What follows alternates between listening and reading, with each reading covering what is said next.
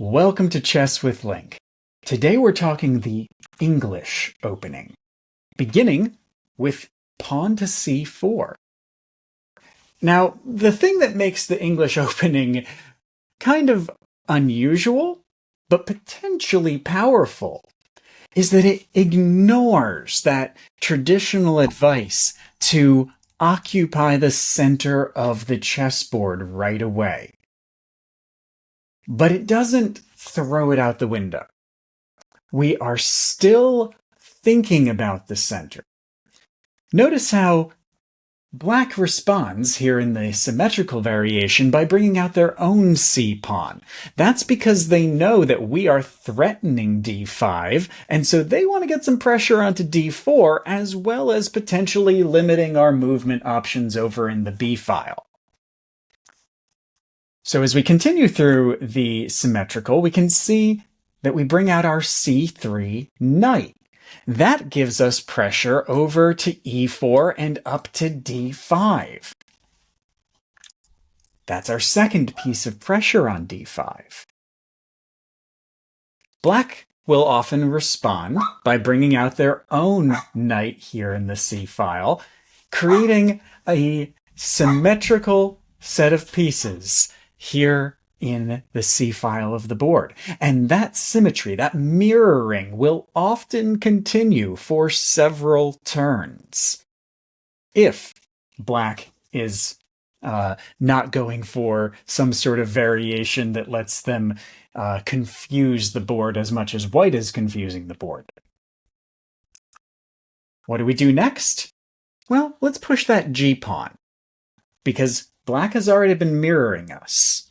And now we're giving ourselves the opportunity to bring out our kingside bishop, as well as, once again, getting a little bit of distant pressure towards the center of the board. Black may respond in kind because they know that if both Black and White get out their bishops into that fianchetto position at g2 and g7, well, the pressure is there. We're not occupying the center. But remember, we're not ignoring the importance of the center either. We're using knights and distant pawns and much more distant bishops to put that pressure in the middle without actually risking any pieces there. Which is why White's fifth move in the symmetrical variation is often to bring out their kingside knight to f3.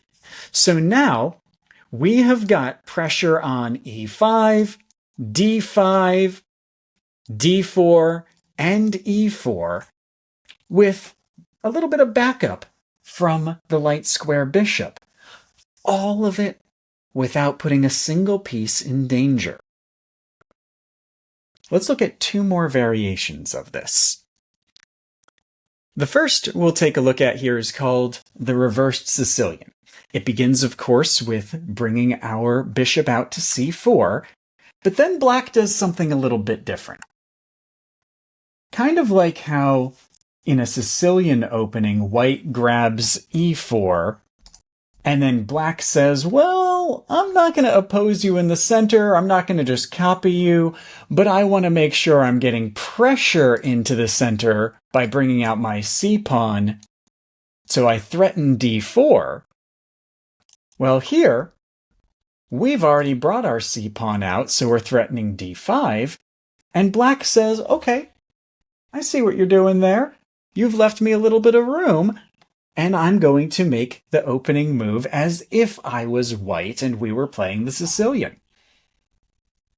From here, White still brings out the knight to c3. Now, it is a known detail of the English opening that it transposes into other openings very easily. It can start looking like other openings because other than occupying the center, it's using a lot of deep chess theory about getting your knights and bishops out while using your pawns to blockade pieces. But we're going to bring that c3 knight out first because we don't want to risk Black pushing their pawn forward and threatening f3 if we bring out our kingside knight.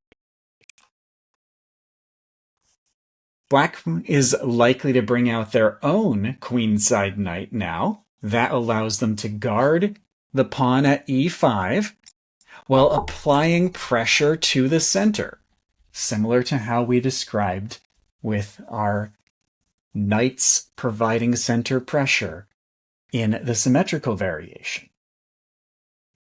And from here, White usually brings their g-pawn forward again, preparing to get that light square bishop to g2 and threaten all the way through the middle of the board up towards the rook.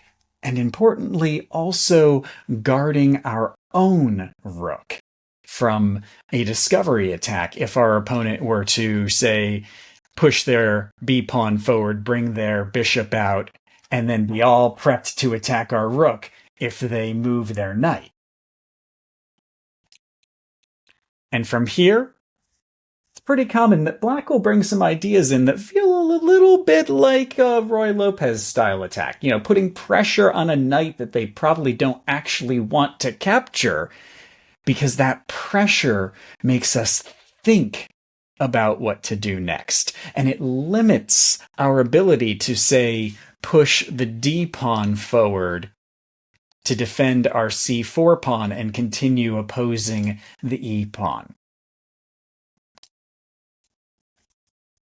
So we've talked a bit about White's plans. White is trying to throw Black off by putting pressure into the middle without ever stepping into it. And by now, I hope you've noticed that the core of the English is not just bringing the c-pawn forward, but also getting out your queenside knight and getting ready to activate your kingside knight and bishop. We talked about how this can transpose into other moves, how Black might play as if they were White in a Sicilian game, or White might play as if they were doing a little bit of extra pressure over on the queen side and then suddenly pivot into playing a more traditional King's Indian attack. Let's talk a little bit about what Black could do, though. If you are playing as Black and your opponent pushes the English opening here, there's a bunch of responses, such as c5.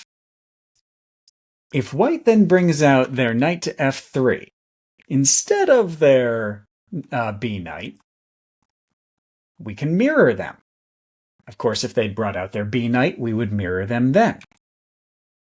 And when they bring that queenside knight out, making us feel like we might be heading into something like a 4-knight game, we could bring out our own knight. Going into a 4-knight opening after a English c-pawn push is a completely normal variation and a solid response for Black. But there's a thing called the Hedgehog Defense. Instead of bringing our knight out right away, let's push that e-pawn forward, that king's pawn forward, only one square.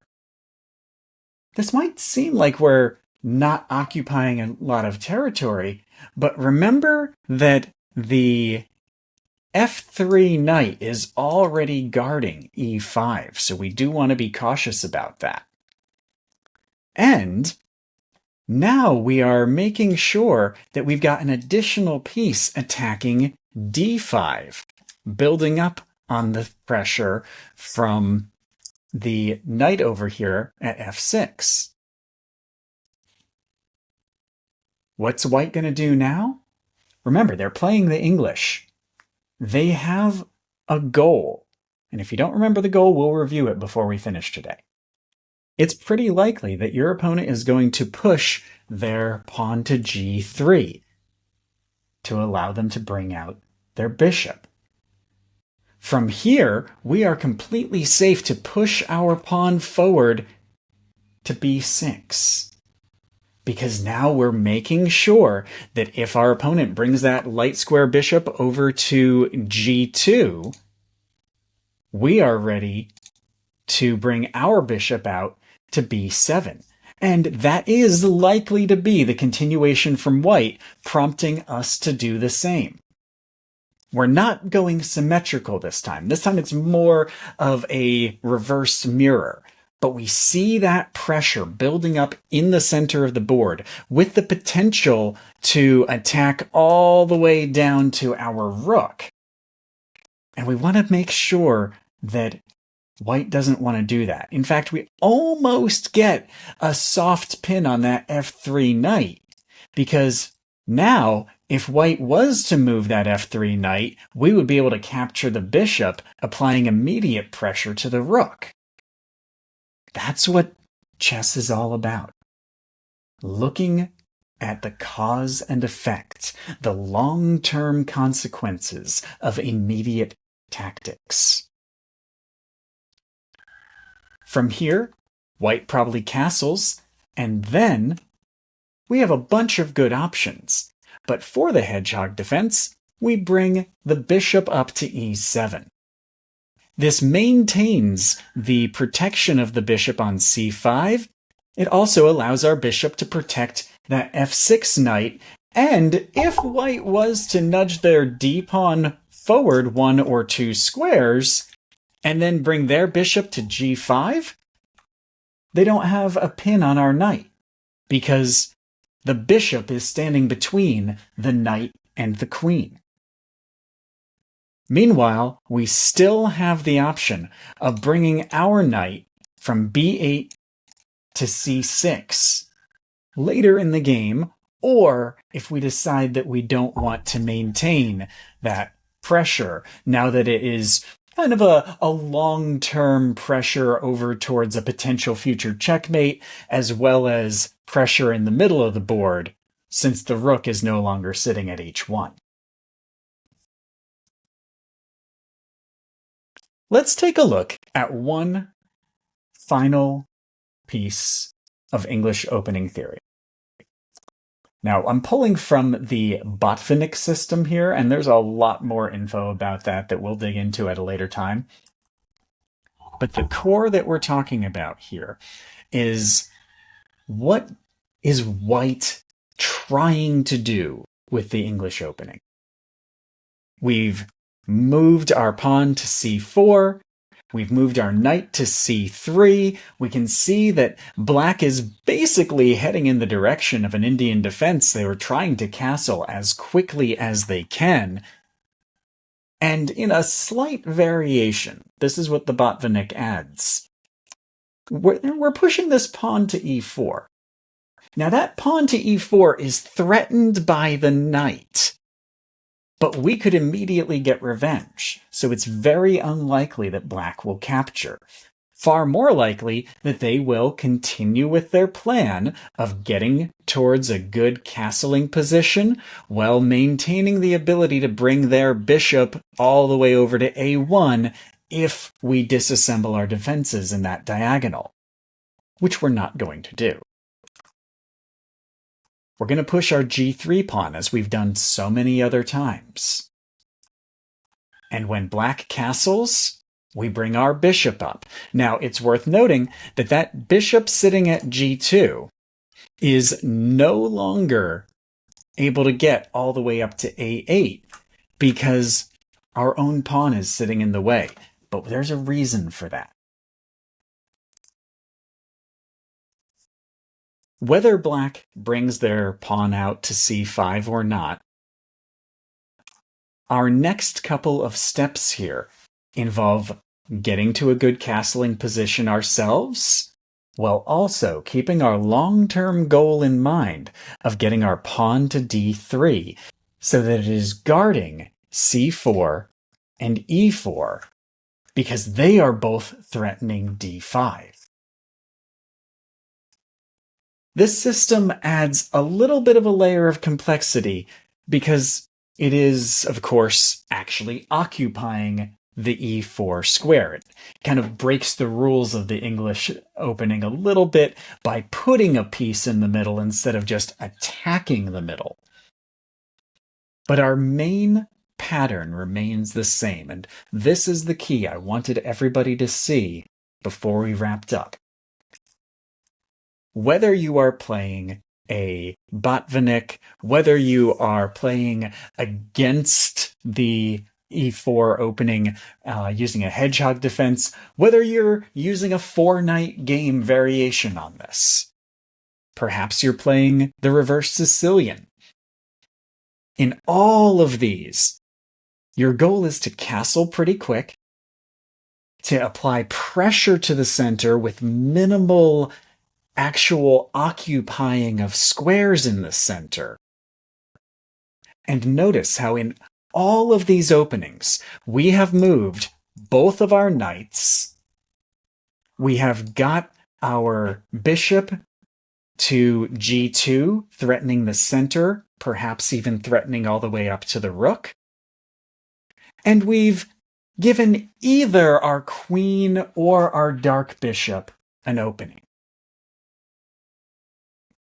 So as you're playing this week, consider how you can either perfectly follow one of these paths or start with the English opening and then transpose into something that you're more comfortable with. While keeping in mind that the key is starting with c4, threatening the center without standing in it, and getting out both of your knights and at least one bishop as quickly as you can as you make your way towards castling so that you can then get your queen, your other bishop, and maybe even eventually your rooks involved. Thank you for joining me today, folks. And remember that if you are in my OutSchool classes, I would love to see your comments in the classroom. And if you are joining me on YouTube or over on my website at andrewlinke.com, I would love to hear your thoughts on how you have used the English opening. Or feel free to point out any other variations of this that you would like to talk about. The English opening is incredibly complicated if you dive in deep, because as with so many other chess openings, just 5 or 6 moves in, there's a lot of variations that can be followed. But I like the English because it lets us think about the center without actually occupying it. And that modification to our usual chess strategy can be quite confounding for our opponents. Have a nice day.